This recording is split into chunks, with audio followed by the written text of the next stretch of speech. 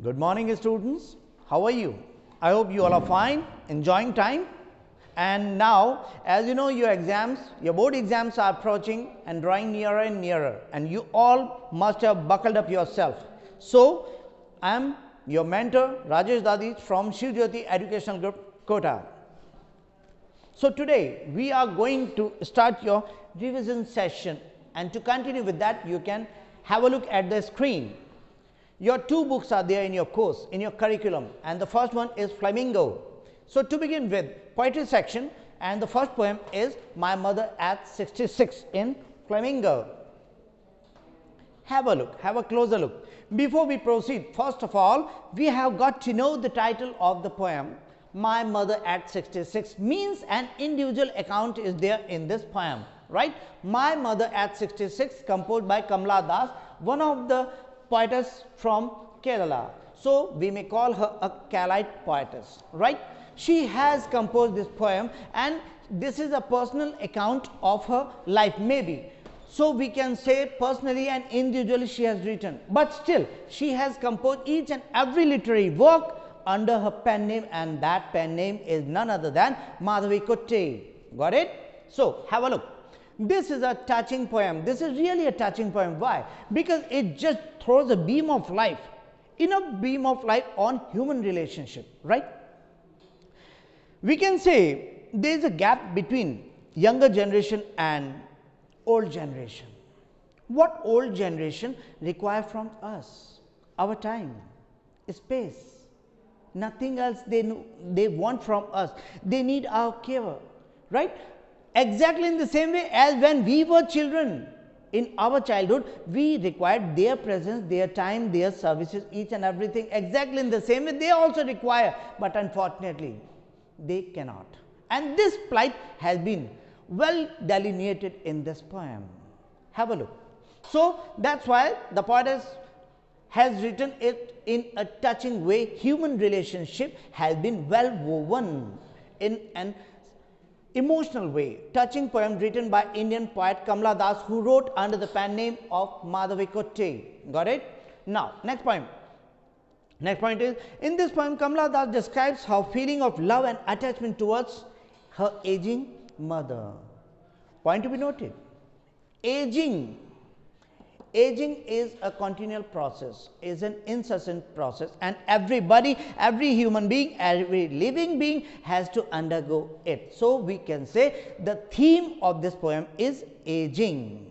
Yes, one who is born is sure to grow old, right?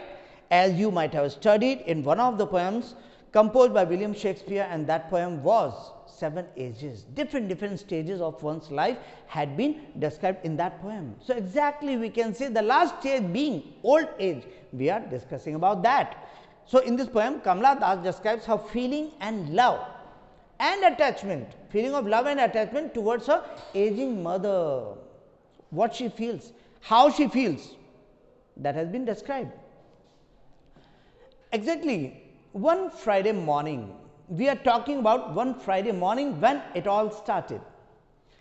Once the poet or poetess we can call, so in common we can say poet, once the poet after her visit to her mother. You know, students, whenever girls are married, in a frequent interval they pay visit to their parents. So, this poetess also pays a short visit to her mom. Okay, but after spending some valuable time with her mom, it is time for her to get back to her in-laws. Okay, so one morning she is on her way to the airport because she is to be back to her in-laws. Her visit to her mother is on her way back to the airport to return to Cochin. Got it? One more important thing about this poem is, students, very important. This poem has been composed in a unique way, and what makes it unique? And that is, this poem has been composed in a single sentence. This is the unique quality of this poetess in this poem. In a single sentence, it has been composed, and 20 lines are there in this poem. So, keep them in your mind. 20 lines in a single sentence are there Once, the poet, after a visit that we have learnt, she looks at her mother. All of a sudden, when they were on their way in a car, on both sides, means on one side her mother was sitting and on another side she herself, the poetess, is sitting. So, casually she happened to have a look at her mom. And you know, student, one of the common phenomenon of human life is whenever old people are there, whenever old people are traveling, so during the running vehicle, they just happen to fall asleep, or maybe they happen to start dozing. Old people, this is common feature of old age. So, it just starts here also. So, the poetess has a look at her mother, and what she finds? She looks at her mother and who was sitting beside her in that car.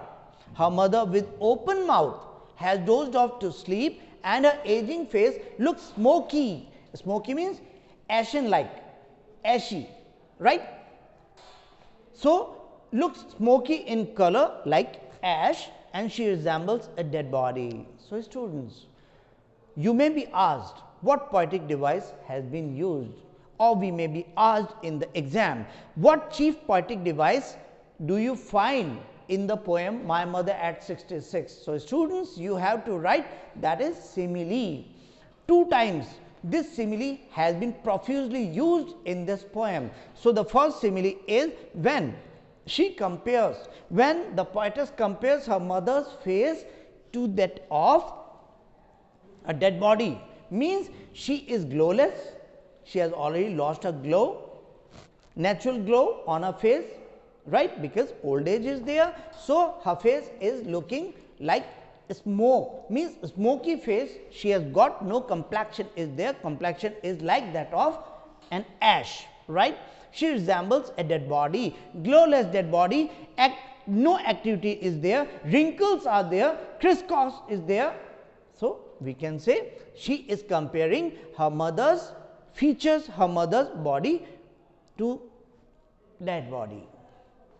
The poet realizes that her mother has grown old.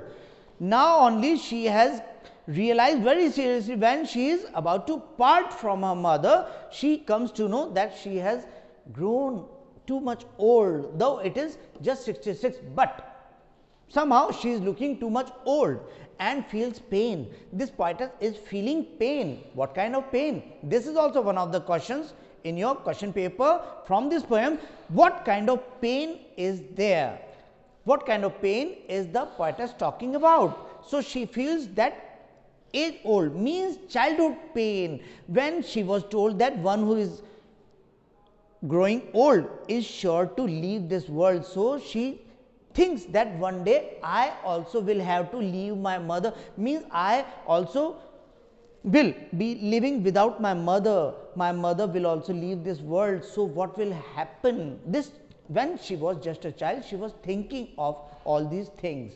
So, this pain once again strikes her when she comes to know that her mother's end is approaching nearer, that is for sure, and she just expresses her sympathy for her growing, her mother growing old. Being old, she needs love, means her mother who has grown old, she needs love, affection and care. Students, these 3 things every child requires from their parents also, right. Next, in order to come out of the gloom, means the poetess was feeling depressed, the poetess was not feeling good. So, she thought it better to give up this thought, give up this idea, and she decided to do something else.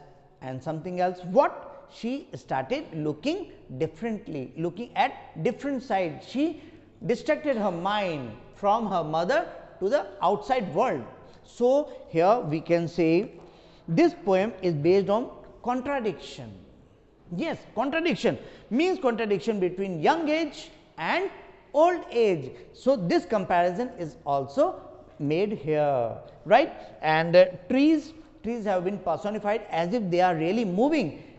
We know they do not move, but they have been presented in such a way that they have been found moving about as we are proceeding, we are leaving this whole world behind. So, it gives the impression that these trees also, these far off trees are moving with us. So, this is personification, and metaphor is also there, simile is also there, that we will discuss at the end.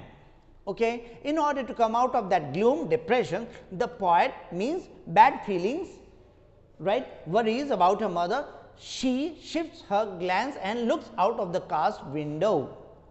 There she sees young trees pass by, as we have already discussed. Little children running out of their houses, means these little children who are the symbols of youth, energy, vigor, strength. But on the contrary, old age is devoid of all these important things.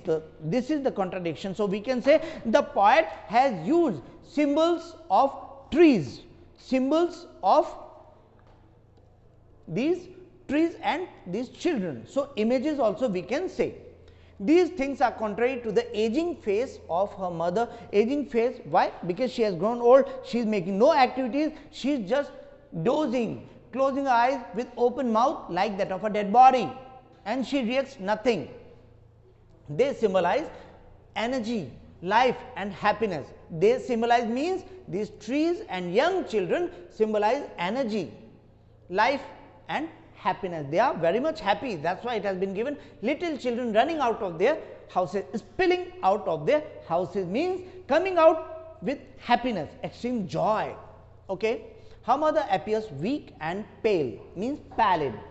Her mother appears weak and pale, just like the moon, just like the moon. So, students, second simile we have found here now. Earlier her face, her mother's face was compared with the face of dead body. Now, her face is being compared with the late winter's moon. Late winter's moon, you know, students, winter is the last season of a year, or we may say winter is the last phase, ultimate phase of the year, and the year comes to an end. That is why, you know, students, we just celebrate the closing of the year, and we are ready to welcome the new year. So, it means, and that is in winter. So, winter being the last phase of a year, exactly old age is also the last phase of one's life, as clearly mentioned in 7 Ages by William Shakespeare also, and by through human seasons and by John Keats, right.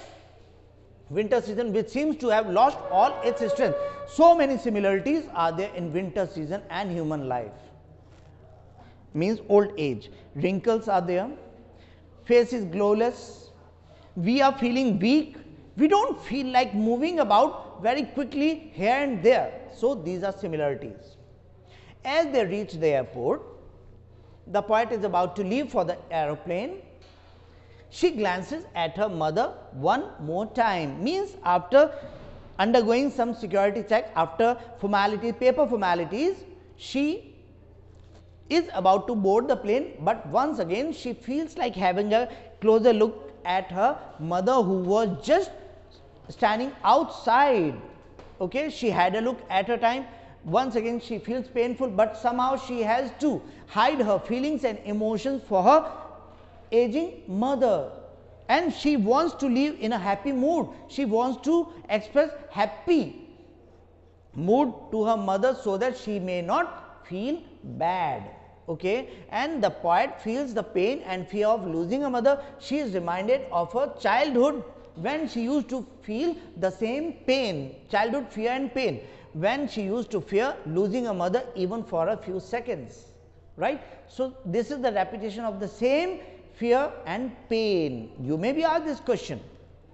The poet does not express her feelings, and while smiling says, "See you soon, Amma." She wanted to speak out, she wanted to say a lot, but somehow she could not. Maybe her throat could not support her, her throat got choked because of emotions and sentiments for her mother. She did not feel like.